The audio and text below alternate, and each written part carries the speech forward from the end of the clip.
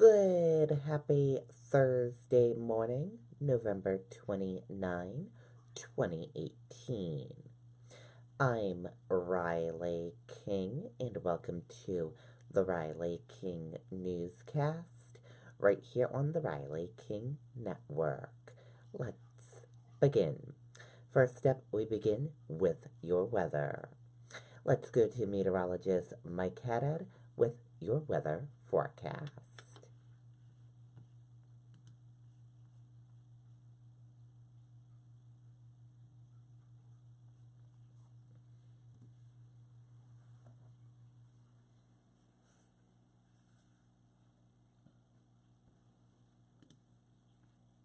Thank you very much for joining us, Stormwatch 9, Weather on the Web. Another weekend quickly approaching, and so is a new month. Can't believe December starts this upcoming Saturday. Quiet and cool, at least for the end of November and into the start of the weekend, outside of some snow showers tonight into Thursday in northern parts of New Hampshire, and then mainly dry through Saturday early evening. Late Saturday night through Sunday, the next storm moves in. It'll be a wintry mix of snow, sleet, freezing rain to start, and eventually a changeover to rain from south to north during Sunday morning, ending possibly that mixed line up north by early afternoon on Sunday. Snow showers confined to the North Country for tonight. Could be a passing flurry or light snow shower south, but on average, a good part of the central and southern part of the state should be dry. Snow showers are coating to an inch or two, up to 3 in the higher summits of the White Mountains. Then on Thursday, partly sunny central and south, more clouds and a few flurries north, and quite windy. Winds could be up to about 15 to 30 miles per hour during the day on Thursday. For tonight, temperatures fairly uniform, bottoming out right around 30 degrees. And during the day on Thursday, we top off around freezing north to around 40 in central and southern New Hampshire. Similar temperatures for the next 3 days. By the time we get to Sunday, that's when a warm front is moving through the next system, producing snow, sleet, freezing rain late Saturday night. By Sunday, that rain-snow mix line will travel northward, so we go over to rain during Sunday morning in southern New Hampshire, a wintry mix over to afternoon rain up north. So it could be dicey on the roads late Saturday night through Sunday morning, and then improvement later on in the day, a milder Monday, and then much colder Tuesday and Wednesday. Okay, and there you go on your weather forecast from meteorologist Mike Haddad.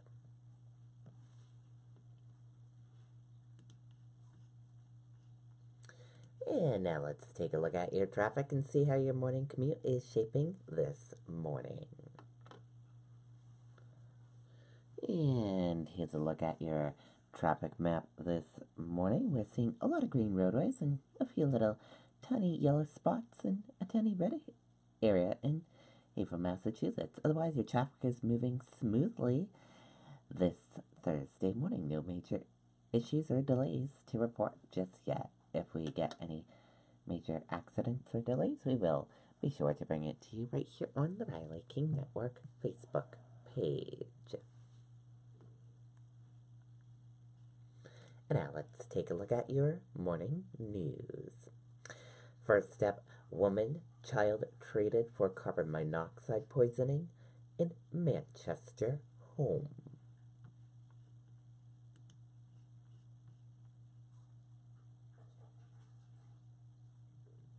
Let's go to WMUR News 9, Jess Moran with more on this report.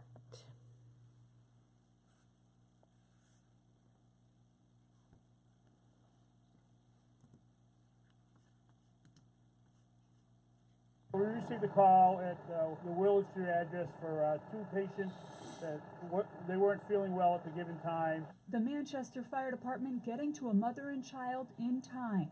The pair was expecting an oil burner technician to come by when they felt symptoms of carbon monoxide poisoning. They're very lucky. They recognize the signs and symptoms of CO. Very important this time of the year, especially when all your windows and doors are closed up. Firefighters say a malfunctioning oil burner led to CO readings of 300 parts per million in the home's basement. First responders and doctors agree those levels can be deadly. That's considered extremely dangerous. Exposed to that parts per million over a given amount of time could actually cause death. If they've been in it for a long time, then it's pretty dangerous. The only way of knowing how dangerous is to take the patient to the hospital, test their blood, and look at what their level inside their blood is. Crews vented the house with fans and notified the oil burner company. The woman was treated at the scene, and the child was taken to Elliott Hospital with high levels of carbon monoxide. Both are expected to be okay, making for a cautionary tale as winter weather escalates. You don't know that it's there without a carbon monoxide detector, and so it will essentially cause you to suffocate and die without knowing it. Dr. Flanagan believes that every home should have a carbon monoxide detector. He says it's just as important as a fire alarm. The fire department says if you're feeling any sort of symptoms such as headaches or nauseous, you can call the fire department and they will come to your home to check for carbon monoxide. In Manchester, Jessica Moran, WMUR News. Okay, and there you go on that video and that report.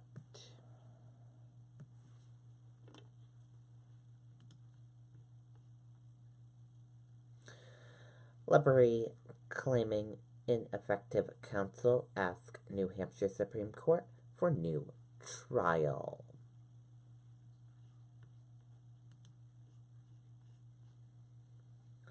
Let's take a listen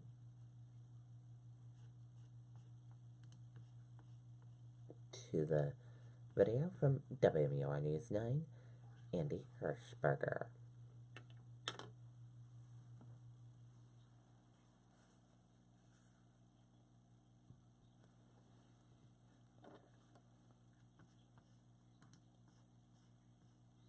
Well, Mike, lawyers for Owen Labrie say that his trial lawyers failed to execute a trial strategy that ended up with the former prep school student being convicted of a felony-level charge. This is Labrie's second appeal before the state's highest court. His first conviction was upheld, and he was not granted a new trial. Labrie was convicted of sexual assault charges involving an underclassman at St. Paul's School in Concord during something called a senior salute, a type of sexual conquest dating game at the school. Labrie was acquitted of felony-level sexual assaults, but convicted of misdemeanor-level charges. He was also convicted of a felony-level computer crime that says he used the internet to set up the sexual encounter. They recognized that the mental state element was a place where they wanted to stake their defense. The problem was they totally failed to execute that theory. It's up to defense counsel to choose the strategy that they think is best going to represent and convey their case to the jury. And in this case, it was really focused on the victim's credibility versus the defendant's credibility. And in choosing that strategy, they didn't provide ineffective assistance of counsel. Labrie had no comment as he left court today.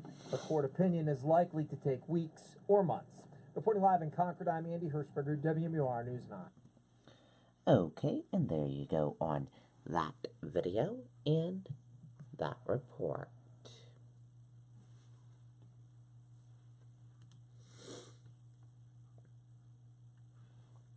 Crews continue to work to restore power to Granite Staters. Let's take a listen to the video from WMUR News 9, Siobhan Lopez.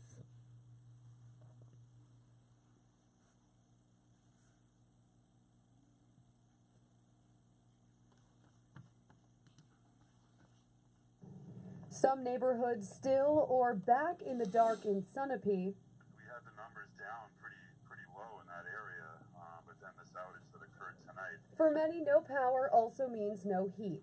At the peak of the storm, New Hampshire Electric Co-op had about 20,000 customers without power, but they say they've restored power to 50,000 due to the power in some areas going back out after it's restored. A lot of times with this heavy wet snow, it kind of causes the damage when it first accumulates. But then again, when the snow lets go, oftentimes the branches snap back up, make contact with the lines again. The power company says it has restored some locations 3 or 4 times. Earlier today, Eversource crews could be seen in other hard-hit areas like Tilton, Lancaster, and Grantham. Their crews seeing the most outages in the western and northern parts of the state. Both Eversource and NHEC vow to keep their crews working around the clock until every customer is back online. The bulk of those crews that are working tonight are going to be in that Sunapee area. I know out in Enfield, I think this outage is affecting members out in Enfield, Washington, and in Sunapee proper. Now, both of those companies plan to be fully restored either tonight or sometime early tomorrow morning, but they do say new outages are possible. We're live in Sunapee tonight. Siobhan Lopez, WMUR News. Okay, and there you go on that video and that report.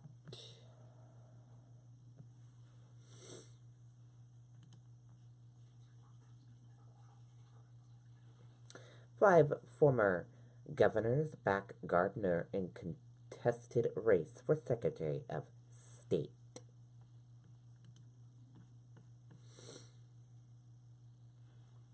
Five former New Hampshire governors, 4 Republicans and a Democrat, have backed Secretary of State William Gardner in his bid for a 22nd term as the state's top elections official.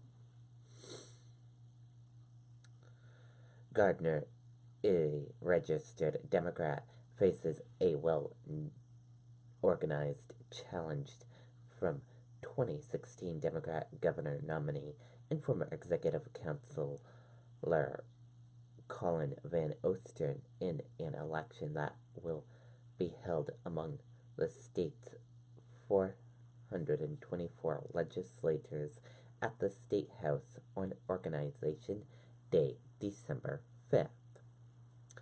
And the 5 former governors are Lynch, Merrill, Benson, Gregg, and John H.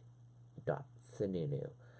Support William Gardner.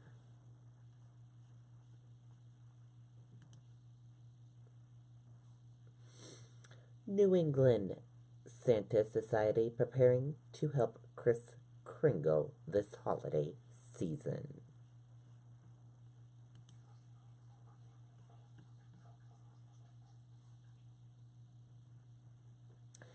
Let's take a listen to the video from WMUR News 9, Charisse LeClaire.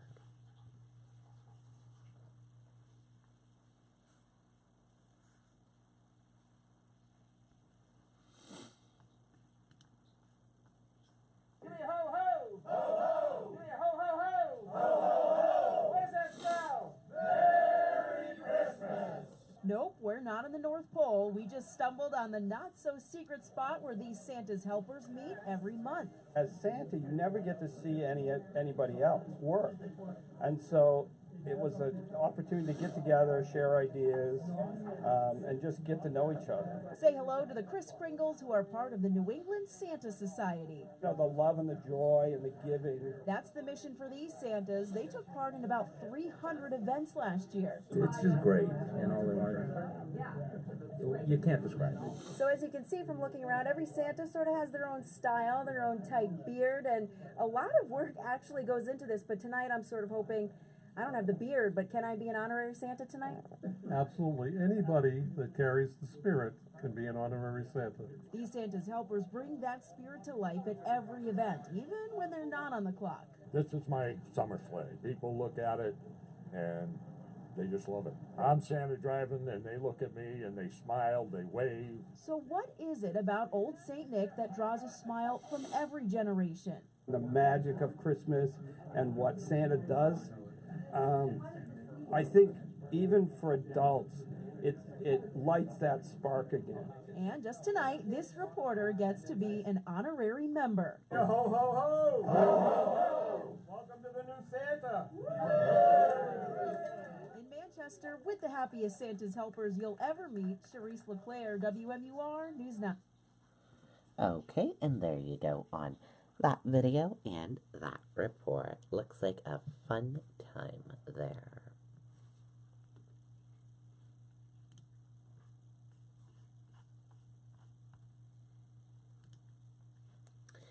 Here's the buyout GM offered before announcing 14,000 job cuts.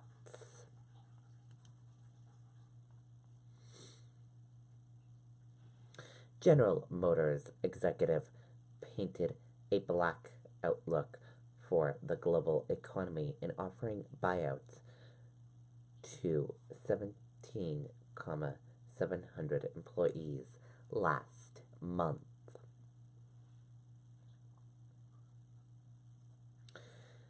And that's it for the Riley. Sorry about that. We got one more story. Sorry about that. Pentagon identifies 3 U.S. Special Ops troops killed.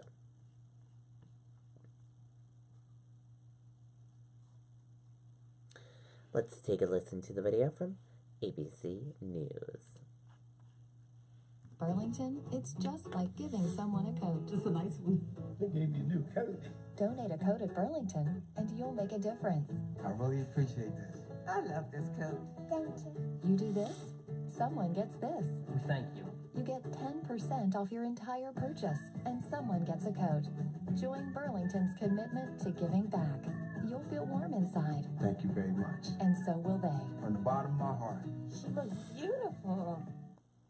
And overseas this evening, the Pentagon now identifying 3 special operations troops killed in Afghanistan, who we reported on this weekend.